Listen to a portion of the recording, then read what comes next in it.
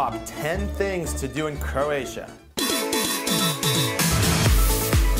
Croatians really like their wine. Croatia's climate actually is very sustainable for wine growth. They have very many wineries throughout the regions and different varietals of grapes to choose from. This varietal of wine is Plavac Mali. Most of their wines are white, but they've got a few reds and some rosés. We encourage you to go and do some tours of wineries while you're there. Scootering. You have to rent a scooter in Croatia. Best way to adventure and go get lost, meet random locals, get in small car accidents. Do it with a bunch of people. Don't do it alone, because if you fall, that sucks. Yeah, best way to go see the city. Culture and architecture. Across the Andean Sea from Greece has a very similar feel and vibe, plus a heavy Eastern European influence. Boats are about as popular as cars because there are so many islands to go from one to the other. Hvar Castle. On the top of a giant mountain, it takes about 20 to 30 minutes to hike up there. You make it to this beautiful scenic castle. There's cannons and ancient ruins and all these crazy cool things. And it's an amazing way to see down at the rest of the island and overlook the ocean. Whitewater rafting. We went rafting down the Cetina River. We didn't go too extreme, unfortunately, but there were seriously some areas that were badass. There are some places to do some sweet cliff jumping. We were told a story about a guy that jumped 150 feet and broke both his kneecaps. Don't jump from 150 feet.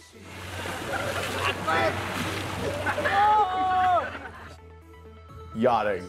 Croatia is a whole bundle of beautiful islands, and the best way to get through to each one is by yachts. Not little dinky boats. Come on, you need the big monkeys. The big ones you can jump off and do double backflips and spray champagne on each other and have a little fleet of them and act like you're pirates. It's awesome. Nowhere else in the world do you feel such a boss as on the amazing seas with all of your friends and family and enjoying the yachts. Water sports, the Andean Sea. Croatia's got all sorts of boating and kayaking and jet skiing available to you and all of your friends. We played on water trampolines and acted like giddy schoolgirls. Korčula Beach Bar. On the island of Korčula, there's a beach bar that's in a cave. It's a nightclub in a cave. You walk on a beach and there's a giant cave and it has a bar inside it and a DJ booth at the back, and it gets so hot. This place is about 300 degrees! Because it's already warm there, but you pile people inside a cave. But it's also a really cool experience. You've got glow sticks and it's just unlike any other bar you've ever been to. So go there. Partying. You should definitely head over to the local liquor store and see what kind of a selection they have to party with. There are white parties, toga parties, beach parties, naked parties, man-thong parties. There are underwater dance parties that you should definitely not miss in Croatia, and sock parties. We're back in action, baby! Partying. Croatia is known for it.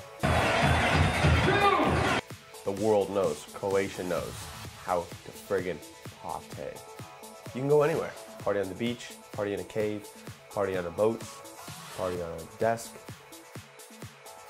We like to party.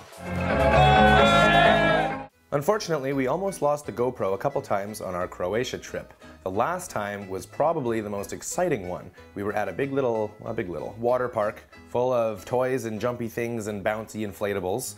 Please subscribe up nya if you want to be cool, and then watch our video over nya if you want to be also cool. You should do it, it's cool. So, we're jumping on trampolines, and Rush and I decided we should have a race from one end of the park to the other, and it wasn't really that far, but you gotta climb and jump, and we're obviously pushing and fighting each other along the way, so it was a bit of a hassle. I was holding on to a GoPro stick, and I was kind of filming ourselves as we raced along this course, and at the very end there's a bit of a blob where you kind of jump onto, and that's your little finishing point. At least that's what we made it out of ourselves. He jumped on my arm, I dropped the GoPro underwater, and 20 minutes later we get our snorkel and stuff, and as we're going down looking, can't really find it. A few meters off where I dropped it, I kind of figured maybe the waves had pushed it aside or something over the course of the 20 minutes that we were gone. Not the case. A little friend decided to come by and grab my GoPro with his little tentacles and start glooping it around the floor. An octopus had literally found it while no one else was around and decided to try to drag it over to his cave somewhere. And so the story concludes of the GoPro and the octopus. Thank you for listening. I hope you enjoyed your time as much as I enjoyed mine. That's the ticket. Know your limit. Play within it. Baby, out.